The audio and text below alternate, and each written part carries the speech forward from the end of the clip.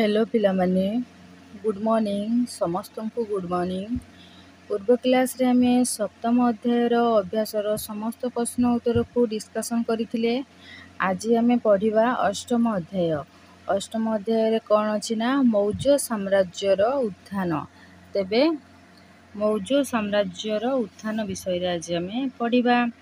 आशा करे पिलामाने आपण माने पूर्व वीडियोटी देखिथिबे एवं वीडियोटी को लाइक कमेंट एवं चैनल टी को सब्सक्राइब निहाती कर देथिबे। तेबे आज आमे चलो नुआ गोटे अध्याय को स्टार्ट करिबा। आपण माने मन देकी सुनिबे। तेबे देरी न करी कि आमे क्लास टी को आरंभ करिबा। मिताली तार टेबुल उपरे 1 टंका 2 टंका 5 टंका मुद्रा सह 5 टंका नोट 10 टंका नोट खेड़ाई रखिथिला। तार बापा कोठरी भितर को पसी जाई टेबुल उपरे थिबा टंका गुडी को देखिले एवं मिताली को प्रश्न कले, मिता ए टंका गुडी को काहेकि एपरि रखिछु? मिताली कहिला, बापा मु देखुछि प्रत्येक मुद्रा और टंका रे 3टी सिंहर चित्र रहिछि। एही चित्रटी केउठु आसीछि एवं काहेकि सबु मुद्रा और टंका रे रहिछि? मिताली को बुझाइबाकु जाई बापा कहिले। तेबे मिताली को बुझाइबाकु जाई बापा कोन कहिले ना, प्राचीन काल रे उत्तर भारत रे मगध नामक एक शक्तिशाली राज्य रहितला। तेबे पिला माने आपण माने भी मन रखिबे ना, प्राचीन काल रे उत्तर भारत रे मगध नामक एक शक्तिशाली साम्राज्य थिला। एही साम्राज्य 200 वर्ष काल तिष्ठि रहितला। तेबे एही साम्राज्य काल 200 वर्ष काल तिष्ठि रहि जाइतिला। सेठारे मौर्य वंशर राजा माने राजत्व करुथिले। सेठारे केउ वंशर राजा माने राजत्व करुथिले ना, मौर्य वंशर राजा माने राजत्व करुथिले। मौर्य वंशर शासन पूर्वरु सेठारे नंद वंश शासन करुथिले। तेबे मौर्य वंश शासन करिबा पूर्वरु सेठारे नंद वंशर राजा माने शासन करुथिले। नंद वंशर शासक माने निष्ठुर और अत्याचारी थिले। तेबे नंद वंशर राजा माने किपरि थिले ना, निष्ठुर और अत्याचारी थिले। से माने प्रजा माननकु हैरान हरकत करथिले। ओके, सेमानंको कुशासन रे लोक माने अतिष्ठ होई पडिथिले। तेबे सेमानंकर कुशासन रे लोक माने असंतुष्ट होई पडिथिले। फल रे सेमाने लोकप्रियता हराइथिले। तेबे फल रे सेमाने कोन ना लोकप्रियता हराइथिले। चाणक्य नामक जने ज्ञानी पंडित मगधरु नंदवंश लभ करिबा पई शपथ नेइथिले। तेबे चाणक्य आपण माने सुनिथिबे पिला माने, चाणक्यंको विषय रे आपण माने सुनिथिबे। आपनको बापांको ठारू हो कि मांको ठारू हो कि जेजेमांको ठारू हो किछि गप्परे गोटे निहाती सुनिथिबे आपण माने जे कौटिल्य चाणक्य से जने विद्वान व्यक्ति पंडित। से कौन कले ना, से नंदवंश को जेतेबेले से देखिले जे नंदवंशर शासक मानकर निष्ठुर और अत्याचारिता बढ़ी जाउची, सेतेबेले से शपथ नेइथिले जे मगधरु नंदवंश को से लभ करिवे बा मूलरू उखाडिकी फपाड़ी देवे। ओके, तापरे कोन हैला ना, सेही शपथ को कार्यकारी करिबा पई सुजोग खोजुथिले। तेबे सेही शपथ को कार्यकारी करिबा पई चाणक्य सुजोग खोजुथिले। ठीक सेही समय रे से चंद्रगुप्त नामक एक युवक को भेटिले। तेबे ठीक सेही समय रे एक चंद्रगुप्त नामक एक युवक को से भेटिथिले। से मौर्य वंश रे जन्म होइथिले। तेबे चंद्रगुप्त चाणक्य चंद्रगुप्त केउ वंश रे जन्म होइथिले ना, मौर्य वंश रे से जन्म होइथिले। चंद्रगुप्तंको बुद्धि साहस और चतुरता को देखि चाणक्य आश्चर्य होई जाइथिले। तेबे चंद्रगुप्तंको बुद्धि साहस और चतुरता को देखि चाणक्य अत्यंत आश्चर्य होई जाइथिले। से चंद्रगुप्तंको साहाय्य रे नंद राजत्व मगधरु लभ करिबा पई स्थिर कले। तेबे चाणक्य कोन स्थिर कले ना, चंद्रगुप्तंको माध्यम रे से नंद वंश को लभ करिबा पई स्थिर कले। से मगध आक्रमण करिबा को चंद्रगुप्तंको प्रवर्ताइले। तेबे से मगध आक्रमण करिबा को चंद्रगुप्तंको प्रवर्ताइले। वर्तमान पंजाब अंचलर ଦୁର୍ଦ୍ଧର୍ଷ ଜାତି ଓ ଉପଜାତିର ଲୋକମାନଙ୍କୁ ନେଇ ଚନ୍ଦ୍ରଗୁପ୍ତ ଏକ ଶକ୍ତିଶାଳୀ ସୈନ୍ୟବାହିନୀ ଗଠନ କଲେ। ତେବେ ବର୍ତ୍ତମାନ କ'ଣ ପଞ୍ଜାବ ଅଞ୍ଚଳ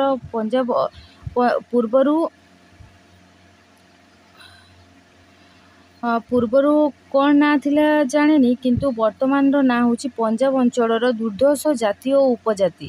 ଓକେ, ଜାତି ଓ ଉପଜାତି। ଜାତି ହେଉଛି ଏମିତି ନର୍ମାଲ କାଷ୍ଟ, ଆଉ ତା ତଳରେ ଯେଉଁମାନେ ରହୁଛନ୍ତି ସେମାନଙ୍କୁ ଉପଜାତି କୁହାଯାଏ। ଓକେ, ଯେପରି ଆମ ଦେଶରେ ରାଷ୍ଟ୍ରପତି ଉପରାଷ୍ଟ୍ରପତି। ଓକେ, ସେଇଭଳିଆ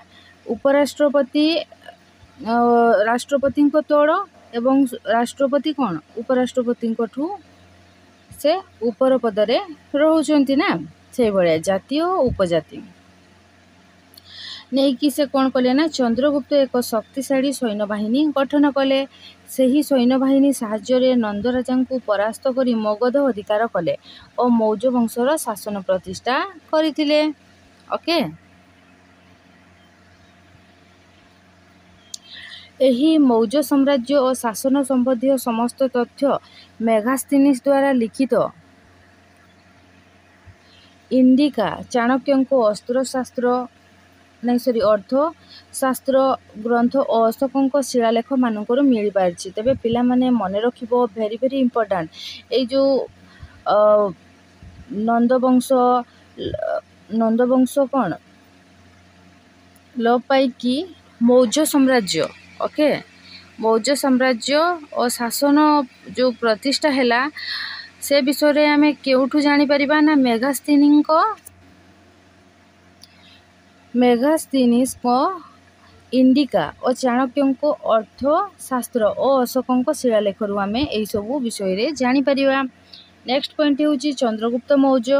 ଚନ୍ଦ୍ରଗୁପ୍ତ ମୌର୍ଯ୍ୟ ନନ୍ଦ ରାଜା ଧନନନ୍ଦଙ୍କୁ ପରାସ୍ତ କରି ମଗଧରେ ମୌର୍ଯ୍ୟ ଶାସନ ଆରମ୍ଭ କରିଥିଲେ। ତେବେ ଚନ୍ଦ୍ରଗୁପ୍ତ ମୌର୍ଯ୍ୟ ସେ ଯେହେତୁ ମୌର୍ଯ୍ୟ ବଂଶରେ ଜନ୍ମଗ୍ରହଣ କରିଥିଲେ ସେଥିପାଇଁ ତାଙ୍କୁ କୁହାଯାଏ ଚନ୍ଦ୍ରଗୁପ୍ତ ମୌର୍ଯ୍ୟ। ସେ କ'ଣ କରିଥିଲେ ନା ନନ୍ଦ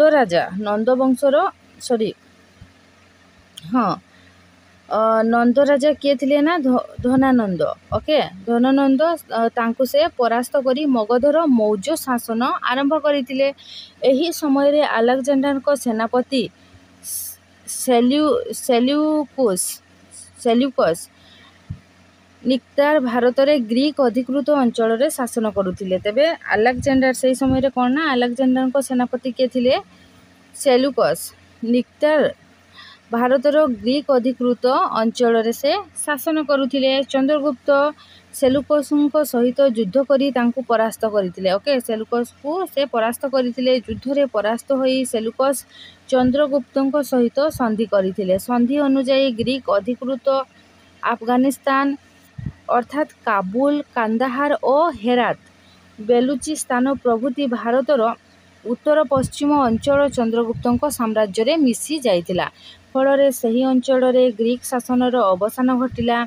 ସେ ପଶ୍ଚିମ ଭାରତର ଗୁଜରାଟ ଅନ୍ତର୍ଗତ ସୌରାଷ୍ଟ୍ର ପର୍ଯ୍ୟନ୍ତ ସମସ୍ତ ଅଞ୍ଚଳକୁ ନିଜ ସାମ୍ରାଜ୍ୟରେ ମିଶାଇ ଦେଇଥିଲେ। ଓକେ, ତେବେ ସେଲ୍ୟୁକସ୍କୁ ସେ ପରାସ୍ତ କରିକି କ'ଣ କଲେ ନା ତାଙ୍କ ଭିତରେ ଏକ ସନ୍ଧି ହେଇଥିଲା। ସେହି ସନ୍ଧି ଅନୁଯାୟୀ ସେ ସନ୍ଧି କ'ଣ ଥିଲା ନା ଗ୍ରୀକ୍ ଅଧିକୃତ ଆଫଗାନିସ୍ତାନ, କାବୁଲ, କାନ୍ଦାହାର, ହେରାତ, ବେଲୁଚିସ୍ତାନ ପ୍ରଭୃତି ଭାରତ ଉତ୍ତର ପଶ୍ଚିମ ଅଞ୍ଚଳ ଚନ୍ଦ୍ରଗୁପ୍ତଙ୍କ ସାମ୍ରାଜ୍ୟରେ ମିଶିଯିବ ବୋଲି। ଓକେ, ପରବର୍ତ୍ତୀ ସମୟରେ ସେଟା ଗ୍ରୀକ୍ ଶାସନର ଯେହେତୁ ସେଇ ଏରିଆରେ କ'ଣ କରିଥିଲେ ନା ଗ୍ରୀକ୍ ମାନେ ଶାସନ କରୁଥିଲେ, ତ କ'ଣ ହେଲା ନା ସେଟା ଚନ୍ଦ୍ରଗୁପ୍ତଙ୍କ କ'ଣ ସାମ୍ରାଜ୍ୟରେ ମିଶିଗଲା। ସେ ପଶ୍ଚିମ ଭାରତର ଗୁଜରାଟ ଅନ୍ତର୍ଗତ ସୌରାଷ୍ଟ୍ର ପର୍ଯ୍ୟନ୍ତ ସମସ୍ତ ଅଞ୍ଚଳକୁ ନିଜ ସାମ୍ରାଜ୍ୟରେ ମିଶାଇ ଦେଇଥିଲେ। ଚନ୍ଦ୍ରଗୁପ୍ତ ମୌର୍ଯ୍ୟ ସମୟରେ ମୌର୍ଯ୍ୟ ସାମ୍ରାଜ୍ୟ ଉତ୍ତର ପଶ୍ଚିମରେ ପାରସ୍ୟ ପର୍ଯ୍ୟନ୍ତ, ପୂର୍ବରେ ବିହାର, ପଶ୍ଚିମରେ ସୌରାଷ୍ଟ୍ର ଓ ଦକ୍ଷିଣରେ କର୍ଣ୍ଣାଟକ ପର୍ଯ୍ୟନ୍ତ ବ୍ୟାପି ଯାଇଥିଲା। ତେବେ ଚନ୍ଦ୍ରଗୁପ୍ତ ମୌର୍ଯ୍ୟଙ୍କ ସମୟରେ ମୌର୍ଯ୍ୟ ସାମ୍ରାଜ୍ୟ କେତେ ଦୂର ପର୍ଯ୍ୟନ୍ତ ବ୍ୟାପି ଯାଇଥିଲା ନା ଉତ୍ତର ପଶ୍ଚିମରେ ପାରସ୍ୟ ପର୍ଯ୍ୟନ୍ତ, ପୂର୍ବରେ ବିହାର, ପଶ୍ଚିମରେ ସୌରାଷ୍ଟ୍ର, ଦକ୍ଷିଣରେ କର୍ଣ୍ଣାଟକ ପର୍ଯ୍ୟନ୍ତ ବ୍ୟାପି ଯାଇଥିଲା। ଓକେ, ତାଙ୍କ ସାମ୍ରାଜ୍ୟର ରାଜଧାନୀ ଥିଲା ପାଟଳିପୁତ୍ର। ଓକେ, ତେବେ ମୌର୍ଯ୍ୟ ସାମ୍ରାଜ୍ୟର ରାଜଧାନୀ ଥିଲା ପାଟଳିପୁତ୍ର, ଯାହାକୁ ବିହାର ପାଟଣା ସହିତ ଚିହ୍ନିତ କରାଯାଏ, ଯାହାକି ବର୍ତ୍ତମାନ ଆମେ କ'ଣ ବିହାରର ପାଟଣା ବୋଲି ଜାଣୁ। ସେ ଦୀର୍ଘ 25 ବର୍ଷ କାଳ ରାଜତ୍ୱ କରିଥିଲେ। ଖ୍ରୀଷ୍ଟପୂର୍ବ 298 ମସିହାରେ ତାଙ୍କର ମୃତ୍ୟୁ ହୋଇଥିଲା। ତେବେ ସେ ଦୀର୍ଘକାଳ 25 ବର୍ଷ ପର୍ଯ୍ୟନ୍ତ ସେ ରାଜତ୍ୱ କରିଥିଲେ। ଖ୍ରୀଷ୍ଟପୂର୍ବ 298, ପିଲାମାନେ ମନେ ରଖିବ, ଭେରି ଭେରି ଇମ୍ପୋର୍ଟାଣ୍ଟ। ଚନ୍ଦ୍ରଗୁପ୍ତ ମୌର୍ଯ୍ୟଙ୍କର ମୃତ୍ୟୁ କେବେ ହୋଇଥିଲା ଏବଂ ସେ କେତେ ବର୍ଷ କାଳ ରାଜତ୍ୱ କରିଥିଲେ? ସେ 25 ବର୍ଷ କାଳ ରାଜତ୍ୱ କରିଥିଲେ ଏବଂ ଖ୍ରୀଷ୍ଟପୂର୍ବ 298 ମସିହାରେ ତାଙ୍କର ମୃତ୍ୟୁ ହୋଇଥିଲା। ପରବର୍ତ୍ତୀ ପଏଣ୍ଟଟି ହେଉଛି ଚାଣକ୍ୟ। ଚନ୍ଦ୍ରଗୁପ୍ତ ମୌର୍ଯ୍ୟ ତାଙ୍କର ମୁଖ୍ୟ ଉପଦେଷ୍ଟା ରୂପେ ଚାଣକ୍ୟଙ୍କୁ ନିଯୁକ୍ତ କରିଥିଲେ। ତେବେ ଚନ୍ଦ୍ରଗୁପ୍ତ ମୌର୍ଯ୍ୟ ତାଙ୍କର ମୁଖ୍ୟ ଉପଦେଷ୍ଟା ରୂପେ ଚାଣକ୍ୟଙ୍କୁ ନିଯୁକ୍ତ କରିଥିଲେ, ମାନେ ସେ ତାଙ୍କ ଅନୁସାରେ ସେ କାମ କରୁଥିଲେ। କାହା ଅନୁସାରେ? କୌଟିଲ୍ୟ ଚାଣକ୍ୟଙ୍କ ଉପଦେଶରେ। ଓକେ, ଚାଣକ୍ୟଙ୍କର ଅନ୍ୟ ନାମ ଥିଲା କୌଟିଲ୍ୟ। ତେବେ ଚାଣକ୍ୟଙ୍କର ଅନ୍ୟ ନାମ କ'ଣ ଥିଲା ପିଲାମାନେ? କୌଟିଲ୍ୟ। କୌଟିଲ୍ୟ ଚାଣକ୍ୟ ସେ ଅର୍ଥଶାସ୍ତ୍ରମ୍ ନାମକ ଏକ ଗ୍ରନ୍ଥ ରଚନା କରିଥିଲେ। ତେବେ ସେ ଏକ ଗ୍ରନ୍ଥ ରଚନା କରିଥିଲେ, ସେହି ଗ୍ରନ୍ଥର ନାଁ ହେଉଛି ଅର୍ଥଶାସ୍ତ୍ର।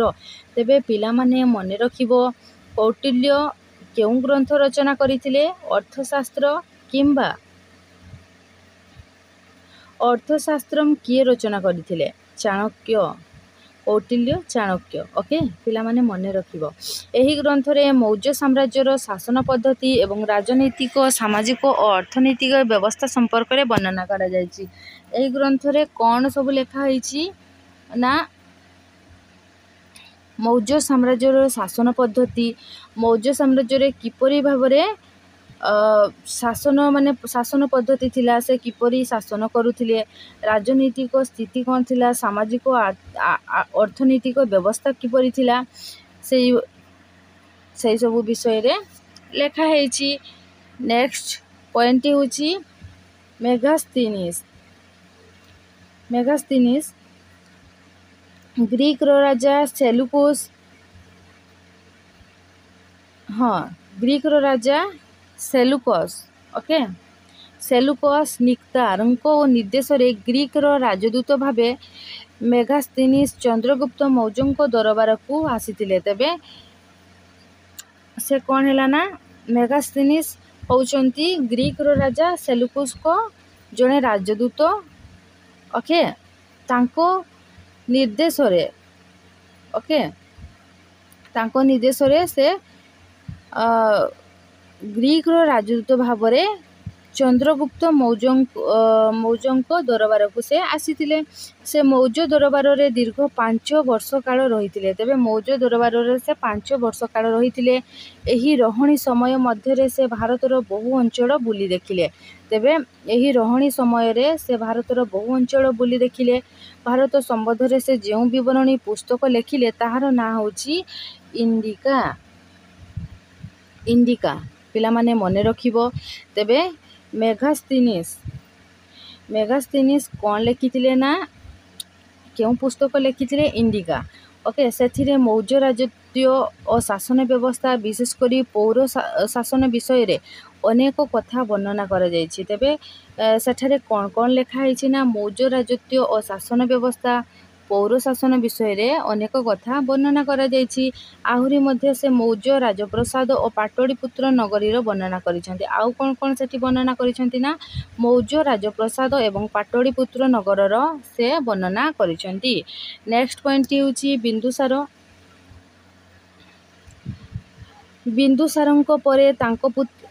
ଚନ୍ଦ୍ରଗୁପ୍ତଙ୍କ ପରେ ତାଙ୍କ ପୁତ୍ର ବିନ୍ଦୁସାର ସିଂହାସନ ଆରୋହଣ କରିଥିଲେ। ତେବେ ପିଲାମାନେ ମନେ ରଖିବ ଯେ ଚନ୍ଦ୍ରଗୁପ୍ତଙ୍କ ପୁତ୍ରଙ୍କ ନାମ କ'ଣ? ବିନ୍ଦୁସାର। ଓକେ, ତାଙ୍କର ନାଁ ଏମିତି ରଖିବାର ବି କାରଣ ଅଛି। ବିନ୍ଦୁସାର କ'ଣ ପାଇଁ ରଖା ହେଇଛି ନା ଯେତେବେଳେ ଚନ୍ଦ୍ରଗୁପ୍ତଙ୍କ ପୁତ୍ର ଜନ୍ମ ହେବା ପୂର୍ବରୁ କ'ଣ ହେଇଥିଲା ନା ତାଙ୍କ ମା ବିଷ ଖାଇ ଦେଇଥିଲେ। ଓକେ, ସେମାନେ ଜାଣିନଥିଲେ, ଅଜାଣତରେ ଖାଦ୍ୟରେ ବିଷ ମିଶା ହେଇଥିଲା। ତାପରେ ସେ ବିଷ ଖାଦ୍ୟକୁ ଖାଇ ଦେଇଥିଲେ। ଖାଇଦେଲା ପରେ କ'ଣ ହେଲା ନା ବହୁତ କମ୍ ଆଶା ଥିଲା ଯେ ଚନ୍ଦ୍ରଗୁପ୍ତଙ୍କ ପୁତ୍ର ବଞ୍ଚିବ ବୋଲି। ତେବେ ବଞ୍ଚିବାର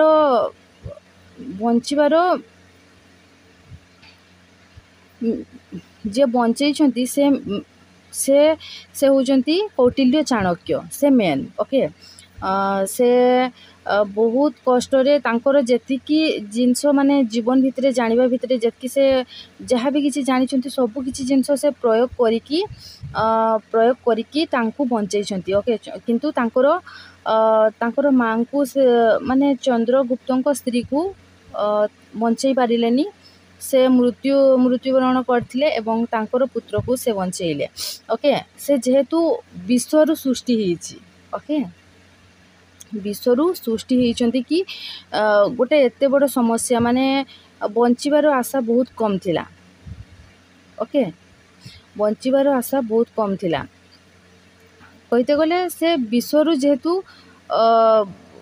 ବାହାରିଛନ୍ତି କି ବଞ୍ଚିଛନ୍ତି, ସେଥିପାଇଁ ତାଙ୍କର ନାଁ ରଖାଗଲା ବିନ୍ଦୁସାର। ଓକେ, ଏଇ ନାଁଟି କୌଟିଲ୍ୟ ଚାଣକ୍ୟ ହିଁ ରଖିଥିଲେ।